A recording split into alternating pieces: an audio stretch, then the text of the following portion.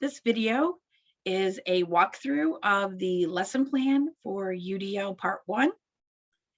And we're going to start with the actual lesson plan template, which would be in your assessment area of your module for this week. We're just going to scroll down to the UDL lesson plan template, in which I just click make a copy.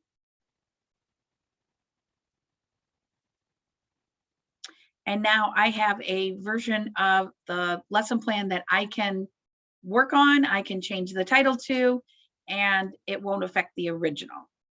This is a very long lesson plan. We're just only going to deal with literally the first page, and the second part will be dealt with in your second part of the project next week.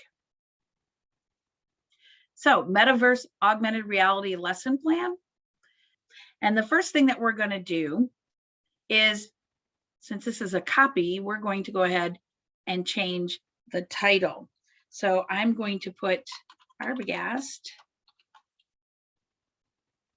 and I can call it UDL Lesson Plan.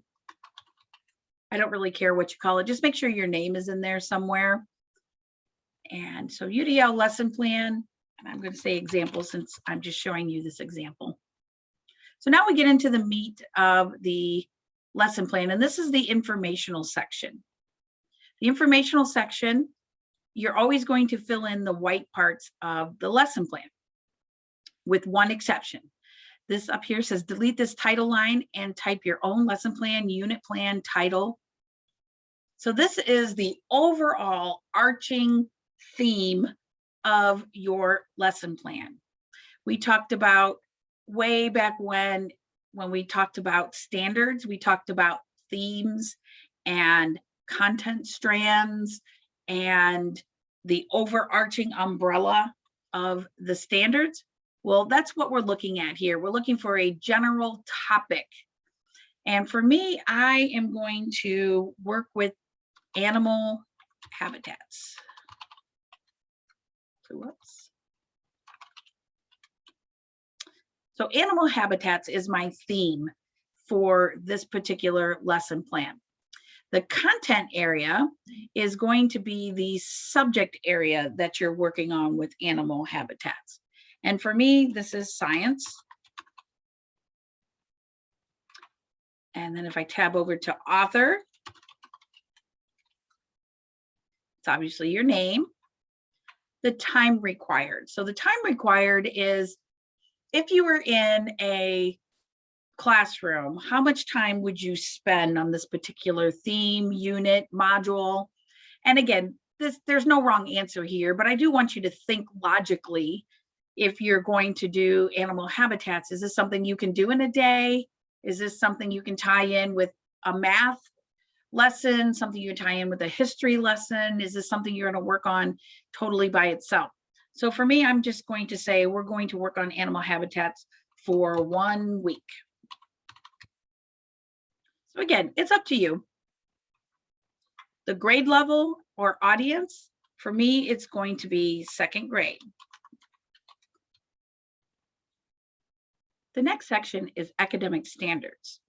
And as we have before, I've got a link here where you can go and look out on the Ohio academic standards, but you've already pulled them into your portfolio. So you want to take a look around, see if there's one that basically got you your theme to begin with, but then you'll need the actual standard that's in here.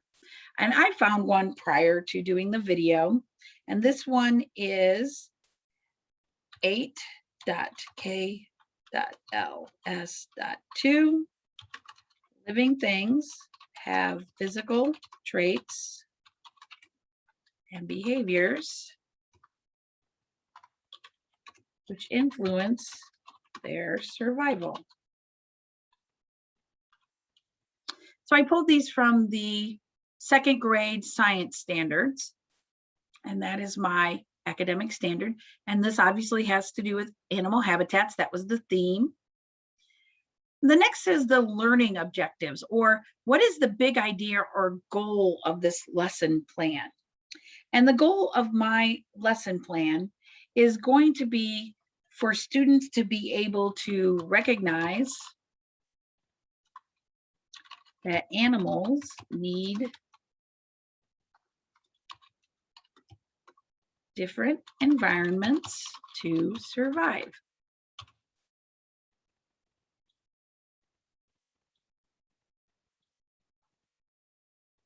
So I've got my information section here. I've got how long it's going to take, the content area, my overall theme, and the academic standards. Remember, when you do a learning objective, you want to have an action verb from Bloom's taxonomy. So I can measure whether students can recognize that animals need different environments to survive. So good, we've got our information section. We're a third of the way done. So now we're going to look at application of UDL principles. And I've also put a link here for you to look at UDL principles. As we look at the UDL guidelines, we have multiple means of engagement. And here is our guideline for recruiting interest. And then here are our checkpoints. So I have the checkpoint of optimize individual choice and autonomy, and it tells me how to do that. And that's how you'll look at each of these when we're planning our lesson. So multiple means of engagement. I'm just going to tap into, as it says, learner interest, need for a challenge, and motivation. So multiple means of engagement. I'm going to tap into the learner's interest, the need for challenge, and motivation. So I'm just going to brainstorm some ideas about animal habitats that have to do with living things, have physical traits and behaviors which influence their survival. So I think I am going to think about, let's look at the UDL principle for multiple means of engagement. And I'm going to hone in on, oh, I like this one. Foster collaboration and community. So create cooperative learning groups, create school-wide programs of positive behavior, and create group work. This sounds like a good one. So I think I'm going to use that. So I'm going to, and I always want to put the number too. So my checkpoint is 8.3. Foster collaboration and community. Excellent. So how can I do that? So my idea would be to have a group project or maybe posters working with the zoo to raise awareness of diminishing habitats. All right. In order to do that, they would have to do some research to find out what those animals need to survive. Okay, I like that. I like that a lot. But I might have another one. Let me look one more time. So I'm going to go ahead, maybe just bold this so it stands out.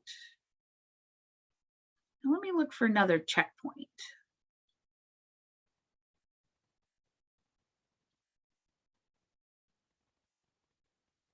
Okay, what else? Oh, I do like this 7.1, the one that we looked at already. Optimize individual choice and autonomy.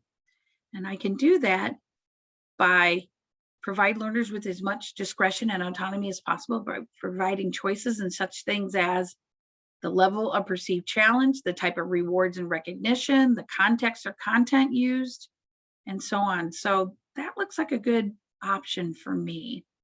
So I think I'm going to go with checkpoint 7.1, optimize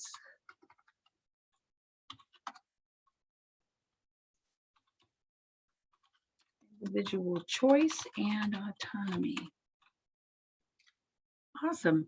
So how am I going to accomplish this? Well, I think I'm going to allow the groups to choose the animal and habitat they like to research.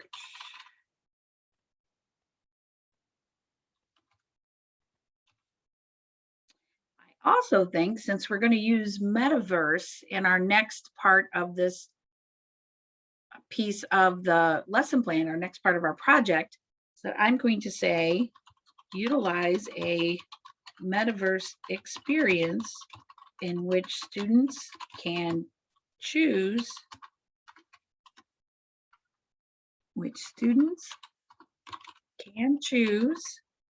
how to receive their information. And that'll make sense a little bit more when we get into metaverse, in which when I create the experience, I can create paths for students to go down in which they can opt for a video or reading or an activity to learn the material. So it gives them a little bit of choice on maybe different animals or different parts of the habitat. So that's all up to me later on when I create my metaverse. So again, I'm going to highlight the checkpoint here and maybe make it a little bit bold. And then just for fun, I'm going to go ahead and put in some bullets so I can see these much better. There we go. Okay, I like that. That looks good. So now let's move on to multiple means of representation. As I mentioned, it's the content piece. I want to give learners options for acquiring the information. And I'm looking at different ways that I can do that. For the multiple means of representation, what I want to look at, let's look at the UDL principles. Go back. So multiple means of representation is the purple here in the middle. So let me look at some of these. And again, in the interest of time, I like the very first one. Offer ways of customizing the display of information. So this is very important. So let's take a look at that one. The size of text, images, graphs, tables, the contrast, the color used, the volume and rate of speed, speed or timing, the layout. So all of this is ways that they can control the display of that information. Now that could be on a computer screen. It could be that you have giant posters or handouts to go along with something. It could be that you have transcripts for videos. But in this case, I do like this, so I'm going to use that checkpoint. So the checkpoint 1.1 is to offer ways of customizing the display of information. Okay, so how am I going to do that? So I'm just going to spitball some ideas here. I would say maybe slideshows with pictures and handouts. That could be screen reader ready. This is something which the student can then control when the slides are moved forward. So it would be a narrated screen show or slideshow, and that way they can control the speed, the size. I can also have the text in transcripts for the slideshow. How about videos or movies with closed captions? That's always good. Ooh, how about a no-tech version of a field trip to the zoo? And this is where students can see the animals or hear about the animals from zoo personnel.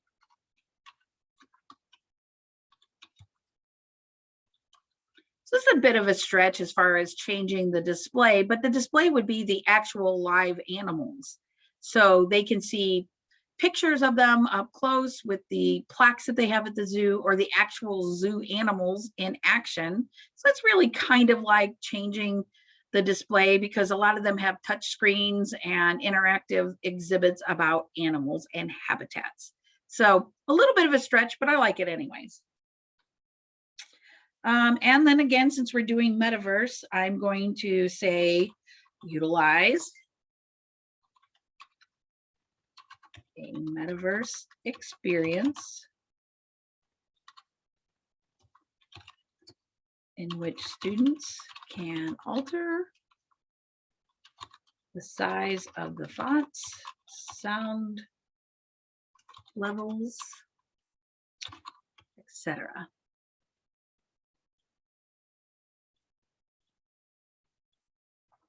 Okay, then let's clean it up a little bit. Fold out my checkpoint so I can see it, and maybe bullet point the list so I can see them as well. Okay, 2 out of 3. We just have action and expression. So action and expression is the product or the artifact.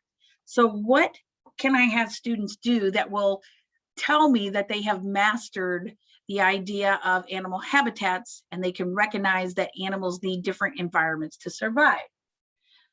Okay, well, let's take a look at our UDL principles and let's see what we have under action and expression. So we have physical action, expression and communication, executive function.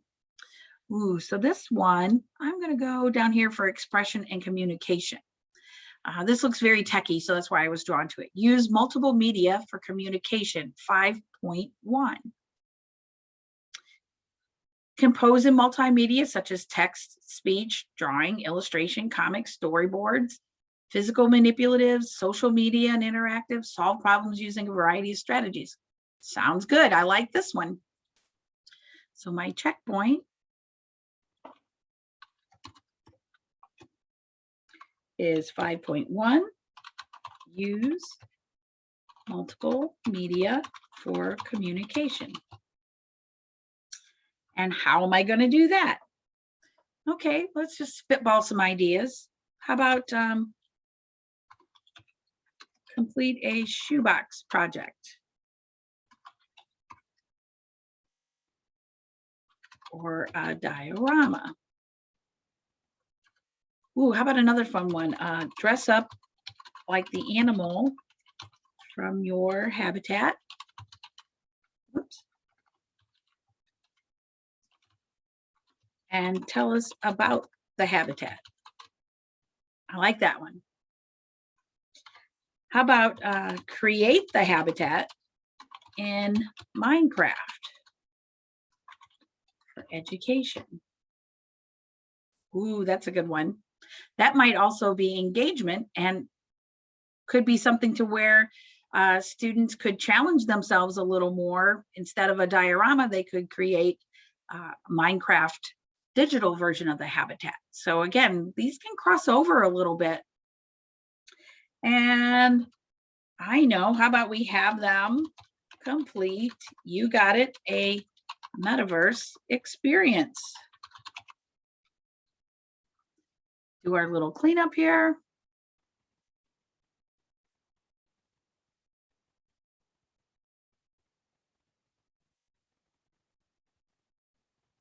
And voila, second section done.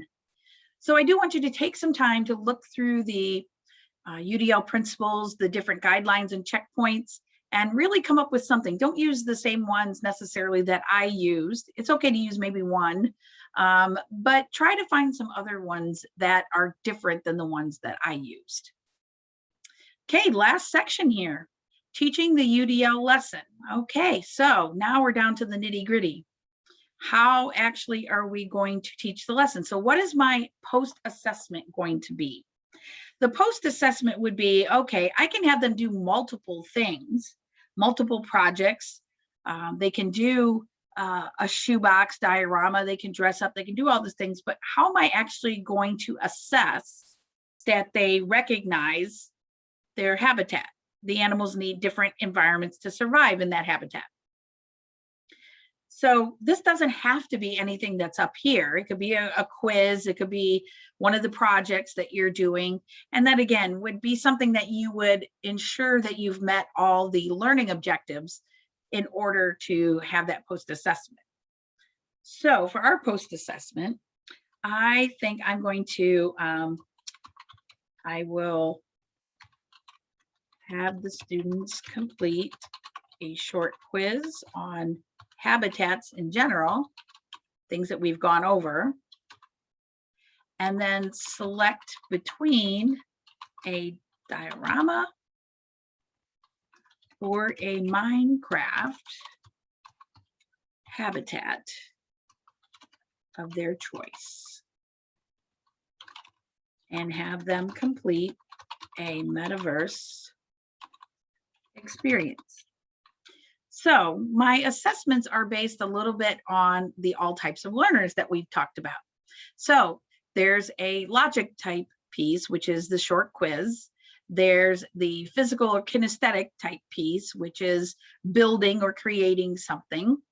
And then there's the metaverse experience, which is really a wrap up or a follow up, which is a little bit of interactive, a little bit, it could be nature, it could be interpersonal if I have them do a reflection. So the metaverse experience is a little bit more wide open depending on how I create it.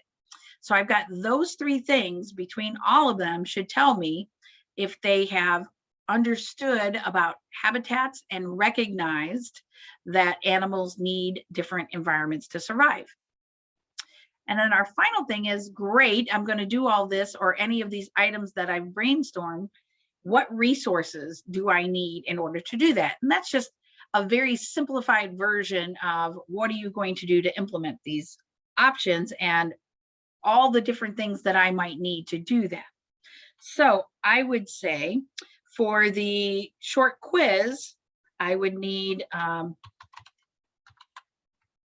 have to create a Google form quiz and ensure students can access it through a computer or tablet. So it sounds funny to say that they can access it, but if we've seen sometimes forget to check that the access is turned on or that they have the ability to actually click on it or that the form even works. So if I'm doing a computerized quiz, then I want to make sure I've tested it. And that's what this is. For the shoebox habitat, I need shoeboxes or have them bring that in. I need art supplies, etc. for the diorama. And then if it's Minecraft, I need to have Minecraft for education set up on a computer or tablet. Ensure the subscription is available if necessary, and have instructions or training on how to use the software. Okay. As far as the metaverse, I need to create the metaverse experience that includes selected videos and other multimedia. So I have to get all that ahead of time in order to ensure